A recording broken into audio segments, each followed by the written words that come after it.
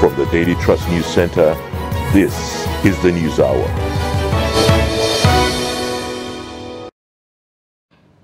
Tonight on News Hour, bandits demand 1 billion naira ransom as Nigerian army vows to rescue abducted school children. House of Representatives repeal the Student Loan Act 2023. New bill passes second reading as delays mar the program launch. Subsea cable damage paralyzes the digital transaction and internet services across Nigeria and Ghana. On the international scene, 60 migrants feared drowned crossing the Mediterranean from Libya. Hello and welcome to Trust News Hour. I am Sumaya Abubakar. And now the details. We start with security. Abductors of over 287 school children in Kuriga village of Chikun local government area of Kaduna State have reportedly demanded a ransom of 1 billion naira from the victims' families.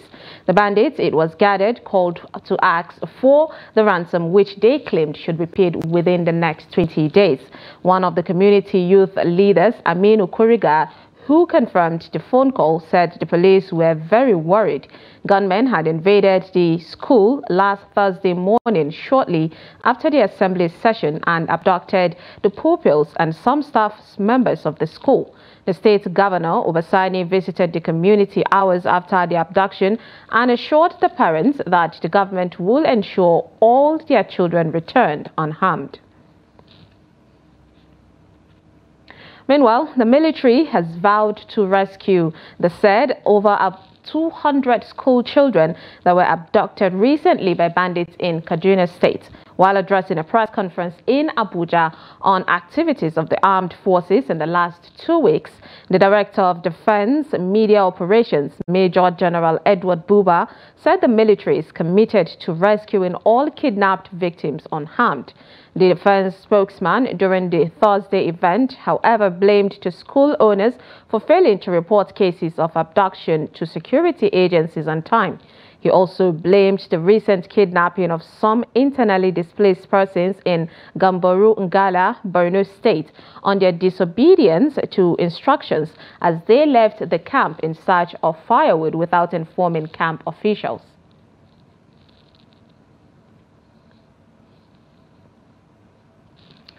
Now joining us via phone call is retired military officer Major Muhammad Bashir Galma. He retired to give an insight on the abduction of the Kaduna State children.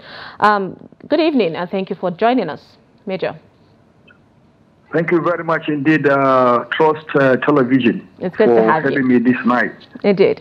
All right. Can you give us, your experts' analysis of the current security challenges, facing especially around Kaduna? I mean, we've seen the issues of not only Chikun local governments, even Birnin Gwari, all the issues happening, but especially regarding the abduction of the school children.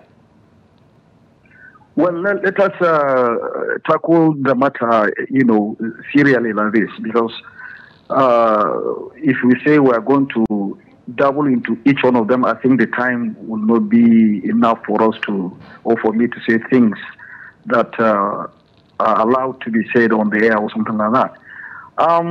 It's rather very unfortunate that these people have gotten the forest along this general area as a place where they can just come and do whatever they want and they go away with it. But let me say something. I could remember about 2 years ago when the President Chief of Army Staff was the General Officer commanding the division in Kaduna here. That is in the person of Tawil Lagbaja General. I think there was a time he nearly sanitized that general area. But unfortunately, his stay in Kaduna was short-lived. He was posted back to, I think, maybe to the army headquarters in Abuja. So gradually, these heinous activities resumed. You see, it is rather unfortunate. Whenever things happen like this, we quickly forget. This is not the first time we had this experience, and so many solutions were proffered as to all these schools should be secured, maybe perimeter fences, early warning system, local ones if possible, and so on and so forth. I was hearing your newscaster when she was saying that the defense people were saying that the matter was not reported in time. Why are they going to report to? Who are they going to report to? Because the police station that was there was closed, is why we were being informed for quite some months. Indeed. Indeed, Major. I mean, speaking on that one, because definitely people from Kuriga made a mention of their own concerns about that situation happening, saying that they did try to reach out, but because they don't even have security agencies close by, it was really difficult. But then let's talk about this outrageous amount of money that these bandits are asking for. I mean, the bandits are already given ultimatum of 20 days, and they need about ₦1 billion going to the village to get these pupils. I mean, these are poor families already.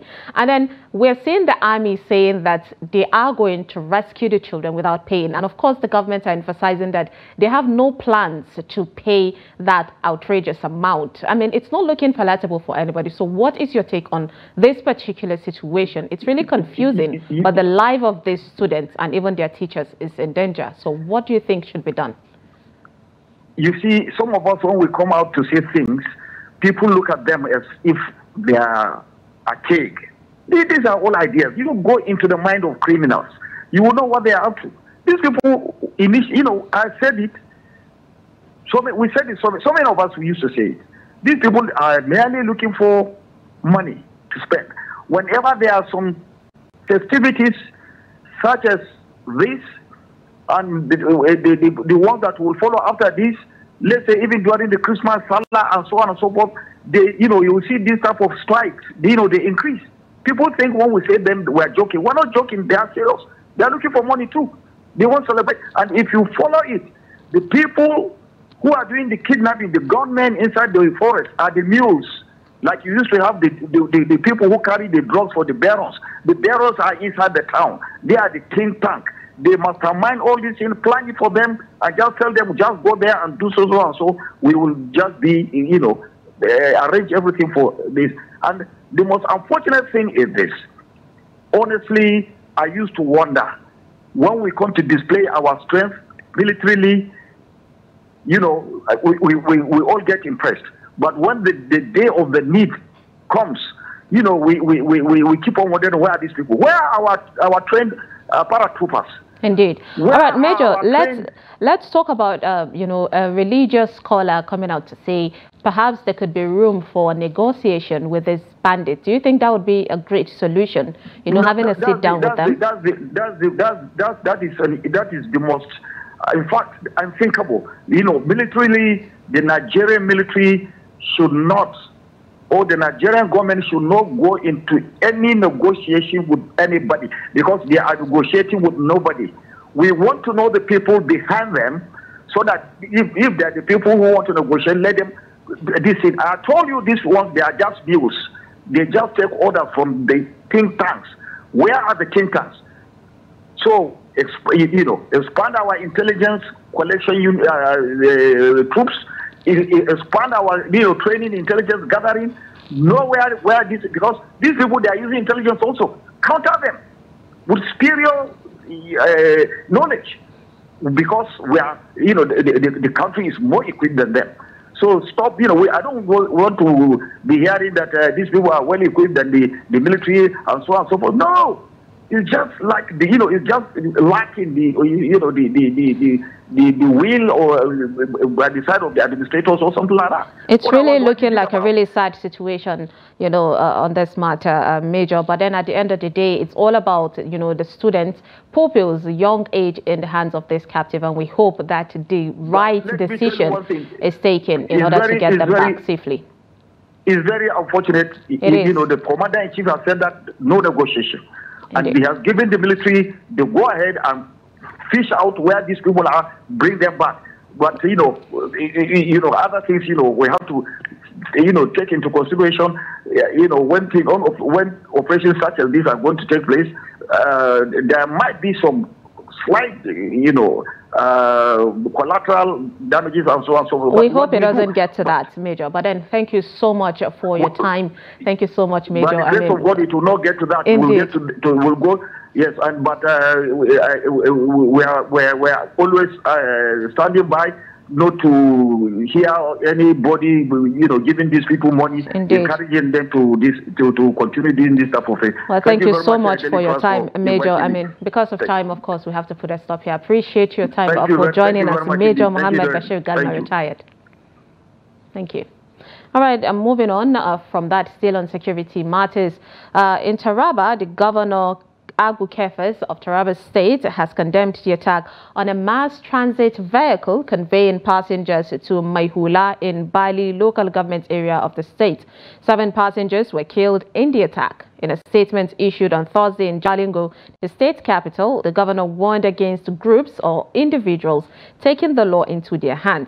A statement issued on behalf of the governor by the Commissioner of Information and Reorientation, Zainab Usman Jalingo, also directed the security agencies to go after those behind the attack. While consoling the families of those that lost their lives, the governor promised to collaborate with the security operatives to fish out these perpetrators.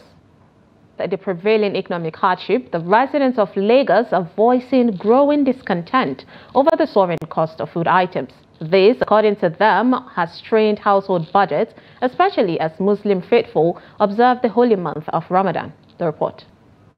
The cost of staples such as rice, beans, gari, pepper, as well as cooking oil has skyrocketed, making it increasingly difficult for families to put meals on the table. A cross-section of residents in Agege area of Lagos State who spoke with Trust TV lamented the hardship in the land, noting that the situation is becoming unbearable as they are unable to provide for their families. I buy it 50,000. I take 300,000 selling pepper now. I'm not getting 10,000 naira. I'm not okay at all.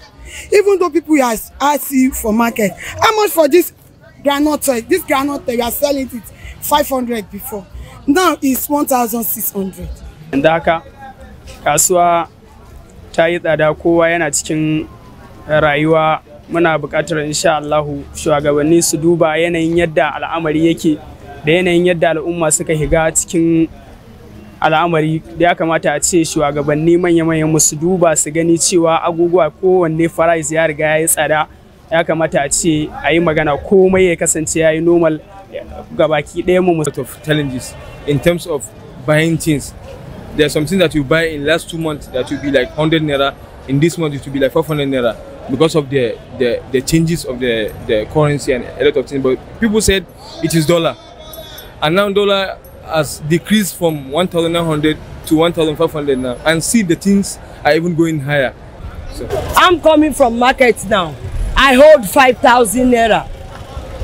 My 5,000 naira is very, very useless because what I want to buy with 5,000 naira getting to 12,500. I'm coming with hungry. Thank God where you meet me now. Things is very, very, very cost, and I'm hungry. Oh, me as I do. I hold 5,000 for me to buy something. They are now this price, this that.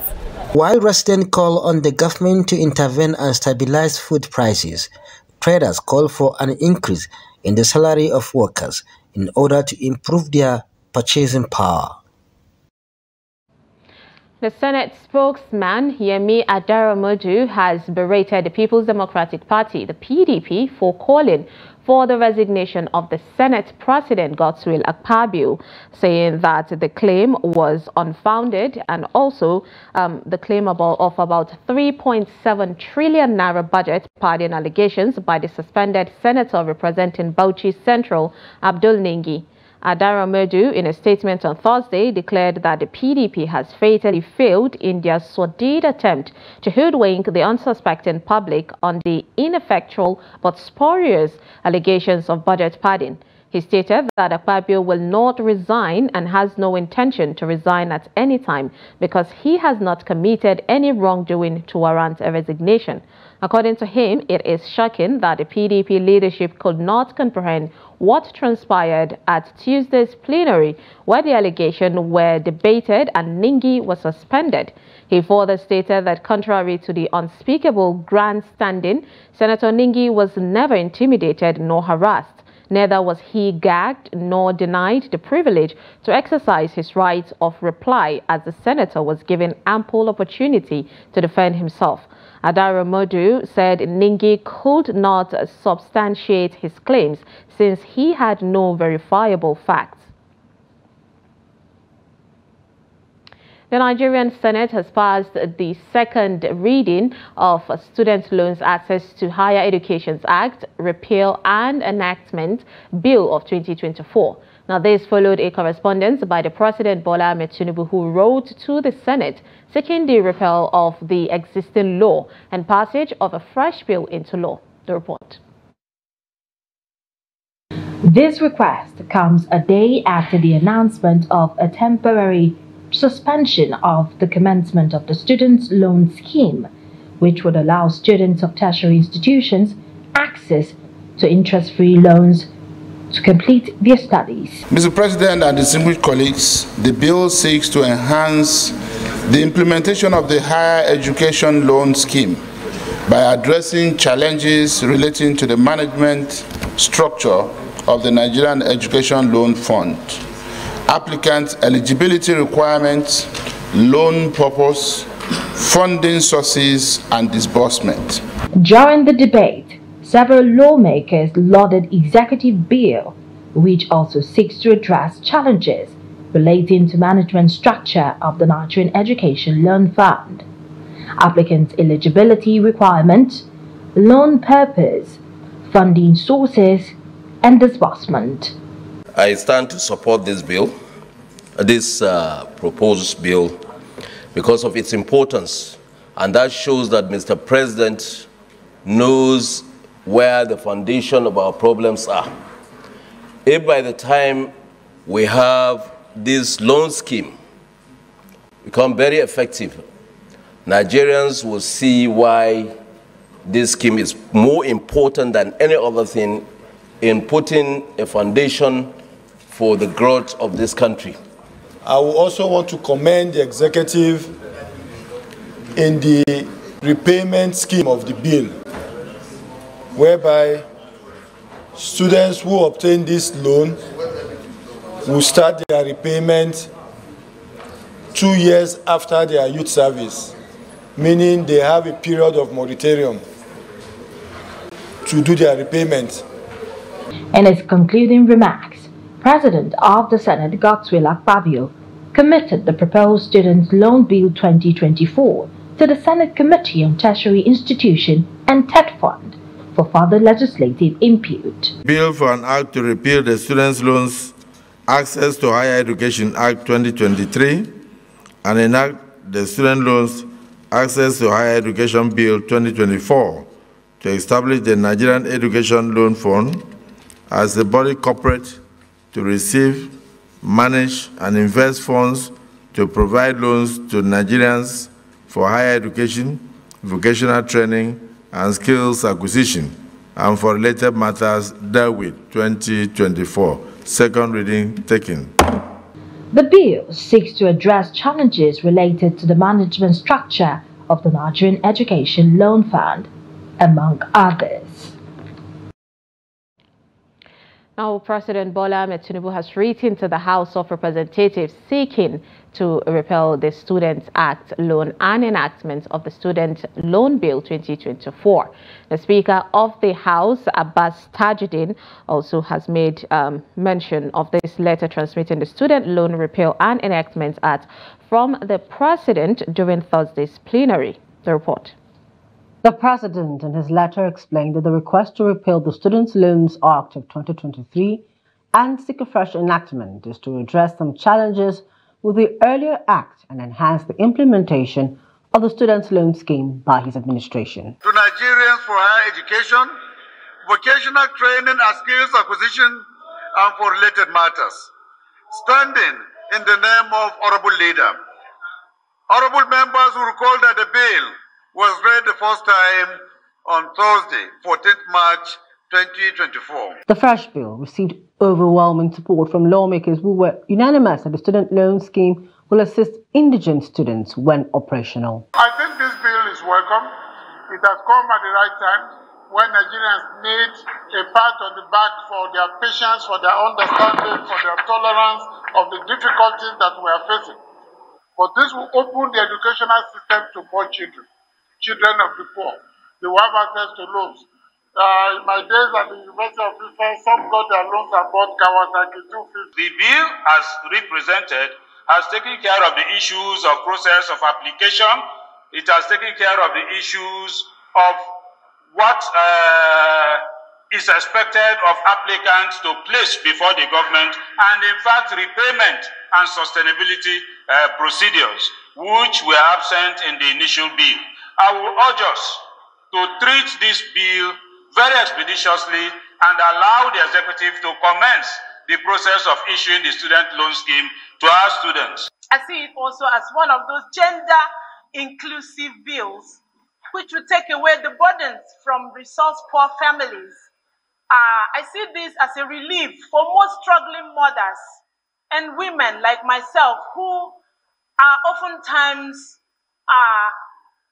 hit with the realities of insufficient funds to train their children. The House thereafter considered and passed for second reading the Student Loan Access to Higher Education Bill. In another development, the House of Representatives has passed for second reading a bill to establish Federal College of Education Technical in Ota Ayebaju, Osun State. If you go to technical college, you will have that skill, that skill to become independent of yourself.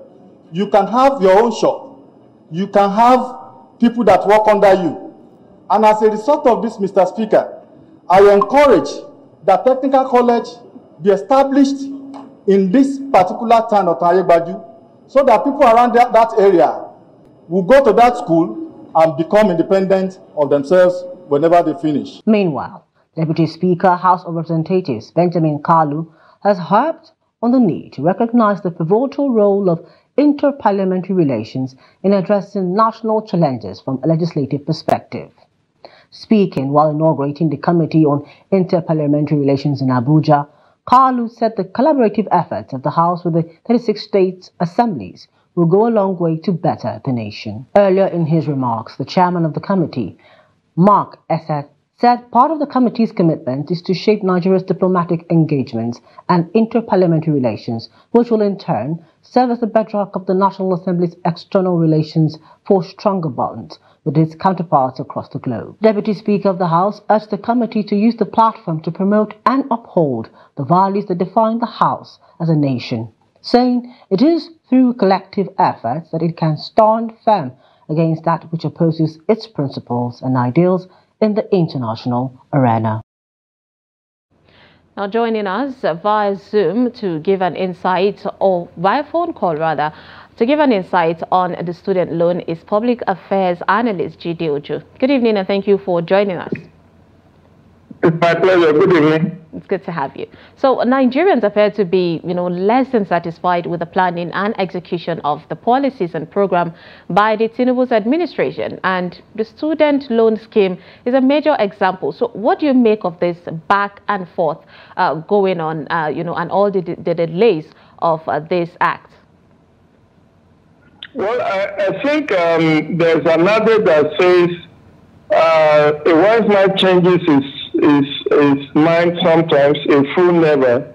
One of the signature program of Ashwadi Bola Ahmed Tinubu is the student loan scheme, which he campaigned upon, which happens to be one of the very first set of bills that he signed into law around June or July 2023. But no sooner had that bill been signed that controversy emerged about the 2 stringent measures put in place by beneficiaries. For instance, you have to have 2 guarantors, who has to be level 12 officers, who must be a lawyer, must be in Abuja, and then, of course, 2 years post graduation, you have to start repaying the loan. And the stakeholders called the attention of the president to this.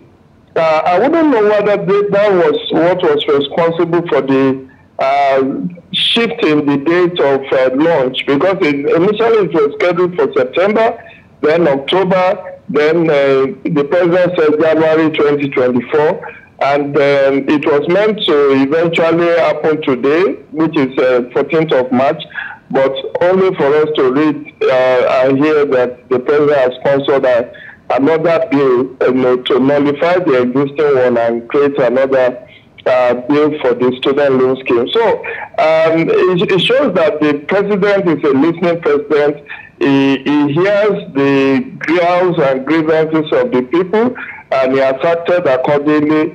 I only wish this had happened much earlier, because as it were now, this will cause incalculable damage to the indigent students who have looked forward to accessing this loan early in their schooling career, but who have to wait interminably for this to come to fruition.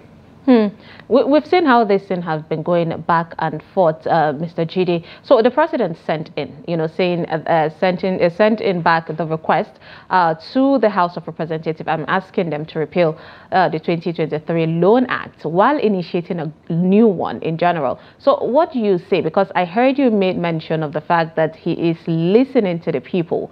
While some people might agree that the president is acting before thinking, other people have a different thoughts to that. So what do you think about that? I believe that the hallmark of a leader is to be able to listen and act on the basis of superior argument. If you are going to blame the president, you should first blame the National Assembly, who went through the executive bill and passed it for the president to assent his signature. But what I would say is that in future, the president needs to be on sure ground in coming up with executive bills. We saw this voting phase happening during the ministerial nominations, where about 3 or 4 nominees were substituted. And even in terms of constituting the board of NDDC and some of the agencies, we have seen situations where there are last-minute changes in the nominee. This is not too good. It shows that maybe due diligence was not done at the issue. But nevertheless, I commend the president for this initiative. At least now that the stringent conditions have been removed, I believe many more of the students who are indigent will be able to benefit from the new legislation that is going to be made. And I just also hope that the National Assembly will act expeditiously on this executive bill, so that at least first semester has been missed. By the time the schools, universities and tertiary institutions, by the time they will resume for second semester, if this is done expeditiously, some of them may be able to benefit in accessing this law. But what I also see as a bit, or something that is not yet too apparent, is that this may be a prelude for government to introduce tuition in federal universities. Because right now, many schools are not paying tuition. They are only paying service charges, like paying for ID card, bed space, and the utilities within the school. So most likely, when this bill gets implemented, there might be introduction of tuition by federal universities. At least I know that for certain. All right, thank you so much, Mr. Jide Ojo. Thank you for joining us and giving us your insight on the student loan. It's my pleasure. Do enjoy the rest of your evening and stay safe. Of course. All right, now you're watching News Hour on Trust TV. We'll take a break, and when we come back, of course, coming up, business owners in Benue bemoan the high circulation of mutilated notes on their operations. Welcome back, and thank you for staying with us. If you're just joining us, this is Trust News Hour. Here's a recap of our top stories. Ribochi bandits demand 1 billion naira ransom as Nigerian army vows to rescue abducted school children. And House of Representatives repeal the Student Loan Act 2023. New bill passes second reading as delays mar the program launch. Now moving on to more stories. Damage to at least 3 subsea cables off the west coast of Africa on Thursday disrupted internet services in Nigeria, Ghana, and other countries across the continent. Telecommunications subscribers and bank users were stranded for hours as the disruption paralyzed the digital transactions and internet communications. According to one of the world's leading financial news organization, Bloomberg, the West African cable system, known as sea cables, arteries for telecommunication data were all affected on Thursday.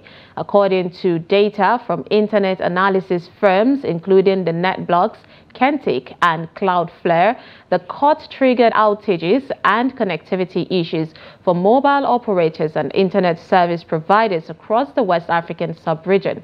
The cause of the cable fault has not been yet determined as of press time, but in a statement, the telecommunications company MTN Nigeria explained that the network outage experienced by its subscribers was as a result of damage of international undersea cables across East and West Africa. The Rivers State Police Command has retrieved the body of the slain divisional police officer, the DPO of Ahuada Division, Bako Angbashim. Angbashim was murdered by a suspected cult gang led by Gift Okpara, aka Tubaba, in September 2023.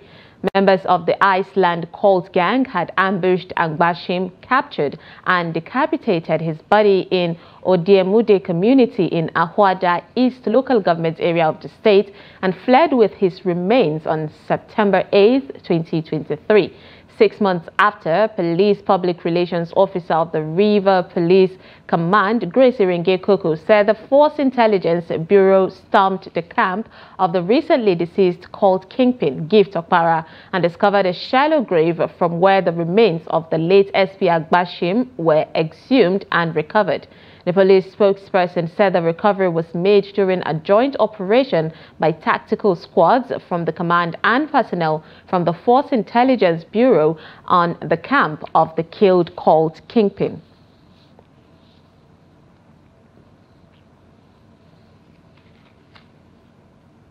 The Federal Capital Territory Appropriation Bill of the 2024 fiscal year has scaled the second reading at the Senate. The bill, which was sponsored by the Senate leader Okpeyemi Bamidele, seeks to authorize the sum of 1.1 trillion naira from the Federal Capital Territory Administration's Consolidated Revenue Fund. Take a look. A breakdown of the 1.1 trillion naira shows that 280 billion naira is for overhead, 726 billion naira for capital projects, and 140 billion naira for personnel, bringing the total budget to 1.147 trillion naira. Leading the debate on general principles of the bill, the Senate leader noted that the appropriation bill took into cognizance the FCT administration's revenue and expenditure forecasts, which are in tandem with fiscal and developmental policies of the federal government. Mr. President, distinguished senators, emphasis has been placed on the completion of ongoing projects, particularly those with high impact on the provision of services and infrastructure to the residents of the Federal Capital Territory. During the debate, the Deputy Senate President, Jibrin Barau, said support should be given for the quick passage of the bill. The minister was here and he wrote out all what he intends to do in terms of the security of lives and properties within the FCT, in terms of infrastructure. In fact, he brought about roll out issues to do with the innovations he wants to bring to bear. In his remarks, President of the Senate, Godswill Akpabio, assured that the bill will be expeditiously considered and passed to encourage the FCT minister to advance reforms in the nation's capital. When I was in the 8th Senate, we used to see some of these bills coming from July, August, September, sometimes in December. So seeing this coming now is very highly commendable. It shows that there is a resolve on the part of the minister to transform the FCT. The bill has been referred to the Committee on the FCT to report back on the next legislative session. Federal Capital Territory, the FCT Minister Nyesom Wike has expressed satisfaction with the feedback from the FCT residents regarding the ongoing road project in the nation's capital. Wike made this known during a media briefing with a journalist in Abuja. Habibat Ajayi tells us more. The media briefing aimed to provide updates on ongoing projects in the FCT to Nigerians, particularly residents of the nation's capital city. Minister Wike shared insight into funding sources for various projects across the FCT, emphasized the recent appointments were intended to instill hope among civil servants. I have come here to give people hope. I didn't come to kill their hope. I said you need hope. If the law says this, why not implement it? I'm here to implement the law. And I said, Mr. Minister, go and implement. If not for somebody like Mr. President, no way. So many people fought the implementation of this 2018 Act. And you ask, what are you losing? That the law says they should have their own civil service commission. Wike also urged the senator representing the FCT, Senator Reti, to fulfill her role following her allegations of being sidelined in project activities. This is the senator of FCT. Said, Wike is busy scraping roads. Everybody is commending what is going on in FCT. You are busy. Said that he's not carrying me along. I'm supposed to be the eye of FCT. That's lawmaking. That's lawmaking. The eye of FCT in terms of implementing Mr. President's agenda is me. The minister further disclosed that numerous appointments were made in the FCT both before and after the president's inauguration, underscoring the government's commitment to enhance the infrastructure and governance in the territory. Habibat Ajayi, Trust TV News, Abuja. The Kaduna Area Command of the Nigerian Customs Service on Wednesday released about 6 seized trucks loaded with assorted grains of their owners. To their owners rather. Now, this is in line with the directive of President Bola Tinubu through the Controller General of the Service Adewale Adeniyi during his recent working visit to Kaduna recently. Abdullahi Yamadi has the rest of the story. The Kaduna Area Controller of Customs, Muhammad Umar, while handing over the detained goods to the owners, warned that the grains must be sold within the Nigerian territory and to Nigerian people. He mentioned that the 6 released trucks suspected to be heading to Niger Republic were intercepted sometime in February 2024 around Mayadua local government area of Kaduna State and brought to the Customs House. The Customs Command, in collaboration with the Federal Intelligence Unit, led the operation and vowed that the officials will continue to monitor activities of the traders with a view to addressing hunger and the ever-increasing prices of essential commodities in the country.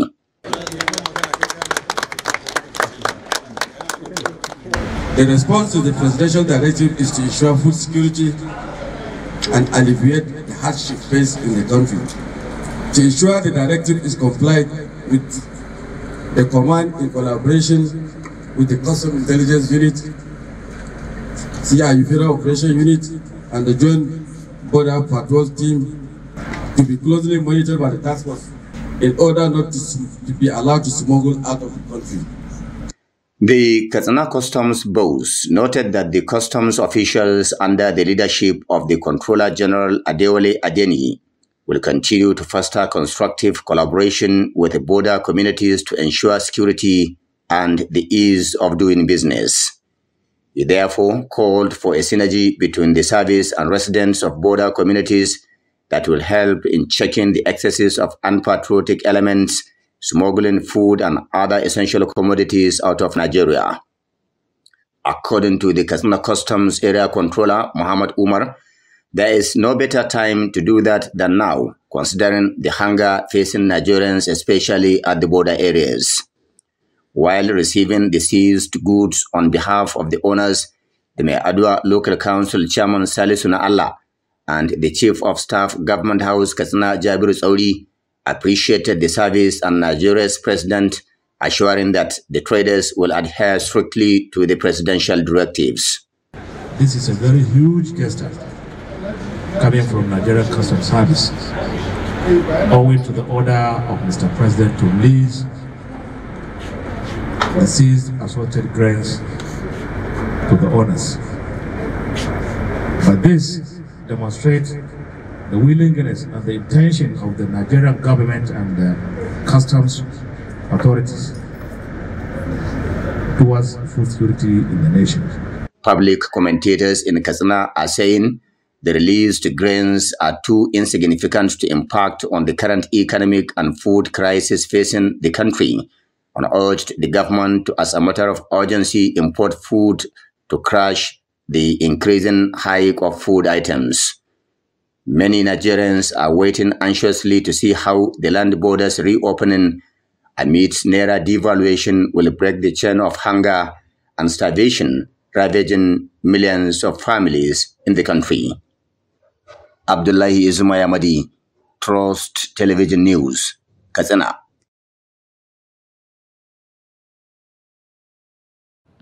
Business operators in Makurdi, the Benue state capital, have expressed dissatisfaction with the impact of mutilated Naira notes on their operations.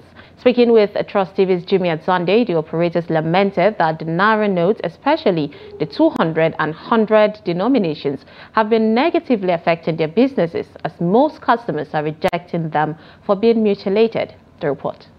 According to business operators, those most affected are traders who travel to the villages to buy or sell. They say the villagers outrightly reject some of the notes which are issued from the bank. We dey suffer about the bad money because as they come buy market for us, we as a business person, we no go fit put that money well until when we sell the market finish before we arrange them. Before we arranging this bad money, some dem go tear. We no go fit carry and go bush market where we buy because those bush market they no have bank. This bad currency, the issue is going too much. See, there is one time where one old woman can give me 200 naira, say I beg my pikin, this 200 naira too bad for me. I no fit use them. Now I have mercy with the woman, I can't give them the 200 naira way good. So for me to use the bad currency, that 200 naira, I no fit use them. Motorcycle operators who are also affected, however, say they use them at gas stations when purchasing petrol. Especially in the village, people they will not collect. But we Okada rider, people can feel it and give it to us. When we stress it, the money will not go. So they will tell us that we will use the money and go and buy fuel. So when we take it to the station, they used to collect it. But when you collect and give to someone, they will not collect. Difficult. But most of our customers too, they are understandable these days. Because most of the times they are the one who brings the money to us, knowing fully well that everybody complains about the level or the way the money looks like now. No matter how dirty we collect them, because most of the time they tell us to go and buy food. Important thing, Naira of 100 Naira, we have to arrange 100 Naira because I don't know whether in Central Bank they don't have 100 Naira again in Central Bank. It's all currency. We are seeing 100 Naira outside. Everyone that you see 100 Naira, we give somebody, we refuse that. I will never collect this money because of the 100 Naira is too bad. They are hopeful that the government will do something urgently to avert this situation. And when you want to bank to withdraw the money, they cannot give up to 100. Sometimes the 200 too is very hard to in the bank to give us the money. But right now, this 100 Naira is so scattered. It's not well arranged. when I give customer, sometimes customer say, they will not take this money. Maybe if they give the money to others now, others will not go to take. Even right now, I gave one woman 100 naira now. She said when she go to the market to buy something now, they do not take the money, will bring it back. These mutilated notes, they say, sometimes lead to poor patronage for small businesses that depend on cash transactions in smaller denominations. Jimmy Azandi, Trust TV News, Makurdi. Let's now join Yusuf Akogu for Business News Update.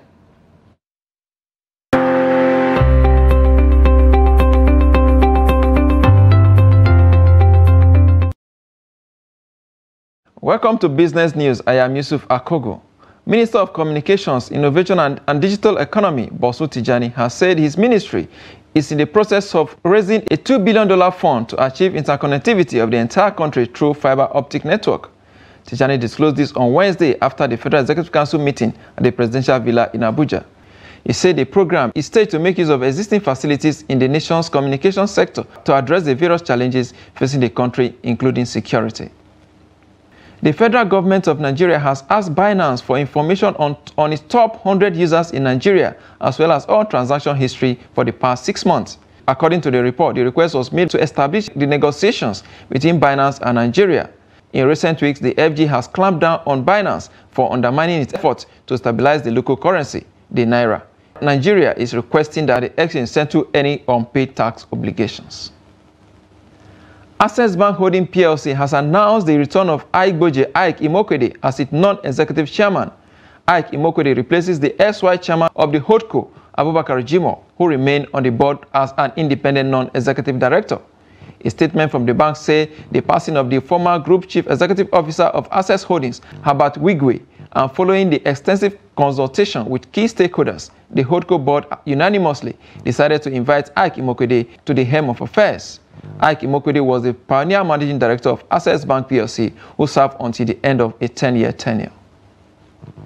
Now to the stock market. Equities market closed business up marginally on Thursday as stock record gains across counters. Let's look at how it went down today. The like of Royalex leading the gainers table there, gaining 9.72% to close at 79 kobo per share at the close of business. Unilever second there, 9.59% to close at 60 naira per share as well. Tantalizer coming third there, the share price there, 38 kobo per share. And this has moved the market up marginally to 0.05%. Volume of trade, 221.943 million shares, value at 7.162 billion naira in a days of 5,727 did exchange hands among investors on the floor today. Low trade, you will say, happened today. Of course, some of the top trading equities, we have the likes of First Bank of Nigeria holding leading the charts there with 28.561 million volume of shares traded. Transcorp Nigerian PLC 27.066 million shares, and of course Access Corporation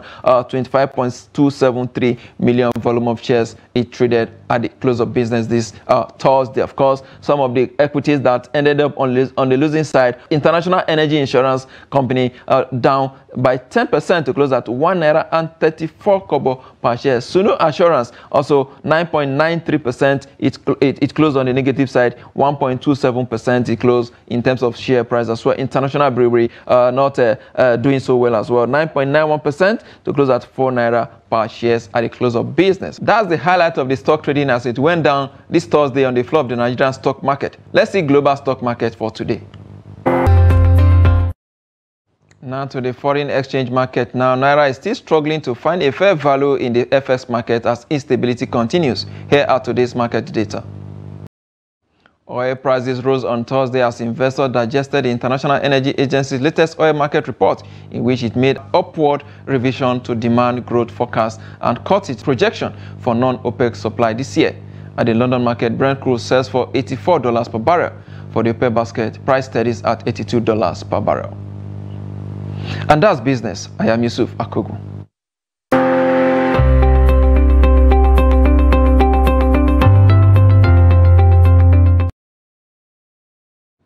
Thank you, Yusuf, for the update. Now, from the international scene, at least 60 people are feared to have drowned on a vessel carrying migrants across the Mediterranean from Libya to Italy or Malta, operators of a charity rescue group said on Thursday.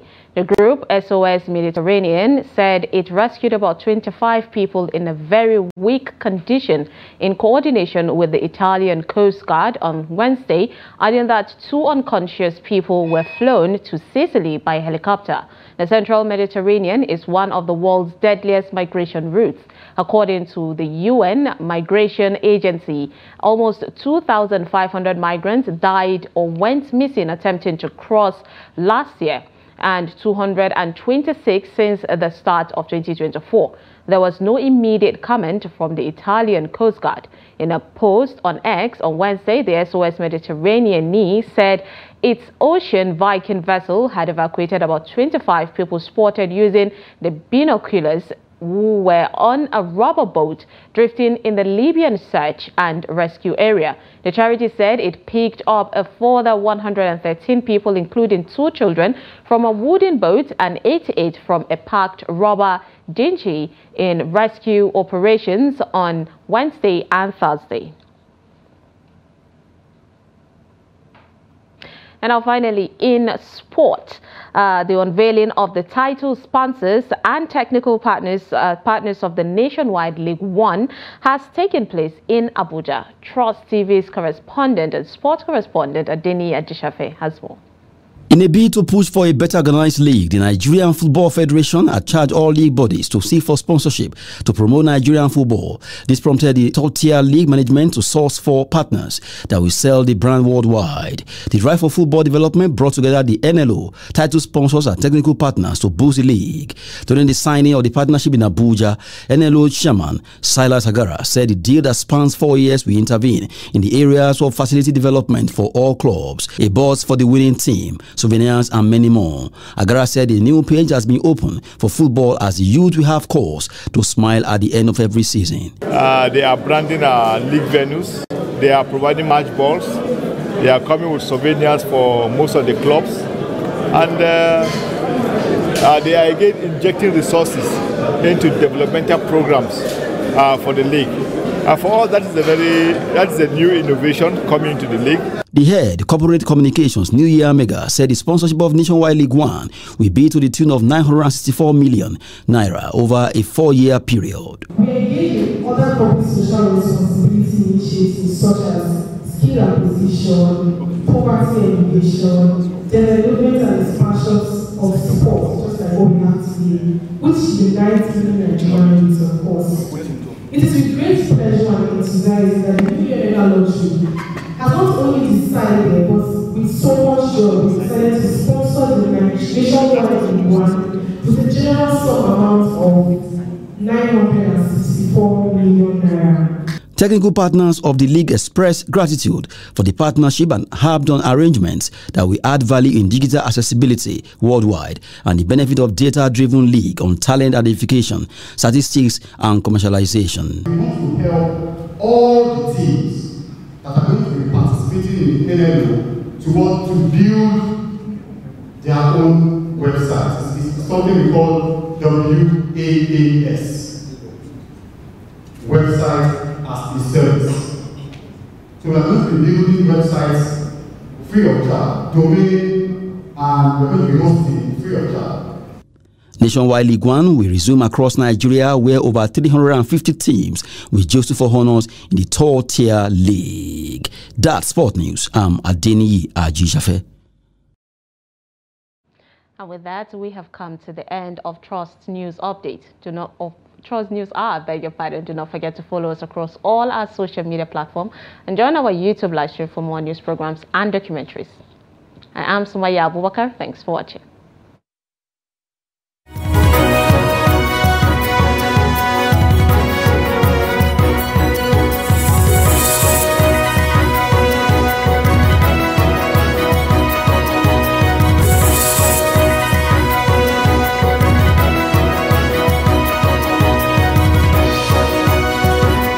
From the Daily Trust News Center, this is the News Hour.